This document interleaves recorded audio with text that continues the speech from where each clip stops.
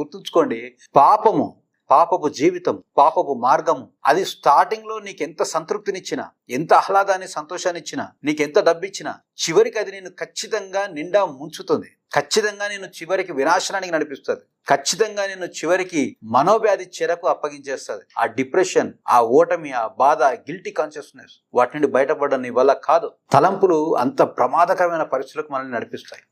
హల్లెలూయా. మరి ఇక్కడ అపోస్తలుడైన పౌలు చూడండి ఏమంటున్నాడు, ఆయన తన తలంపులన్నింటినీ ఎవరికి చెరపట్టి లోపరిచాడంట? వాటిని చెరపట్టి క్రీస్తుకు లోపరిచాడంట. పేతురు ఇంకా మంచి మాట అంటున్నాడు చూడండి, మనజాశలని నెరవేర్చు, వాటిని అనుసరించి నడుచుకోనకుండా, అవునా, పాపపు తలంపులను, పాప ఆలోచనలు అసలు నెరవేర్చే పనులనే ఉండద్దని చెప్పేసి అంటాడు. అవునా కాదు? మరి తలంపుల విషయంలో నువ్వు నేను ఎలా జాగ్రత్తగా ఉండగలం? చూడండి, ఎప్పుడైనా నీకు తలంపులు వస్తున్నప్పుడు, ఆలోచనలు వస్తున్నప్పుడు, ఊహలు వస్తున్నప్పుడు, డోంట్ లీవ్ దెమ్ అలోన్. వాటిని అలా వదిలేయొద్దు. వాటిని ఏం చేయాలి? వాటిని వివేచించాలి. కొన్ని తలంపులు మంచివి కావచ్చు, కొన్ని ఊహలు మంచివి కావచ్చు, కొన్ని ఐడియాస్ జీవితాన్ని మార్చేస్తాయి. చిన్న చిన్న స్టార్టప్స్ గా ప్రారంభమై పెద్ద పెద్ద కంపెనీలుగా మారినవి ఎలా వచ్చాయి? ఒక ఐడియాతోనే స్టార్ట్ అయినాయి కదా. So not every idea, not every wish, not every Dzire is bad. మరి ఎలా వివేచించగలవు వాటిని?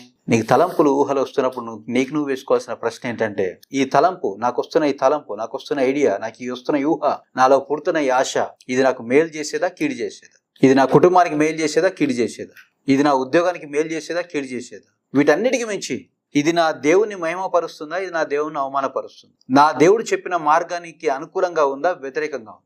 నా యేసు చెప్పిన సులువైన మార్గంలో వెళ్ళడానికి ఉందా, లేకపోతే పాపం చెప్పేటి ఆయస్కంతంలాడే మార్గంలోకి నడిపిస్తుందా?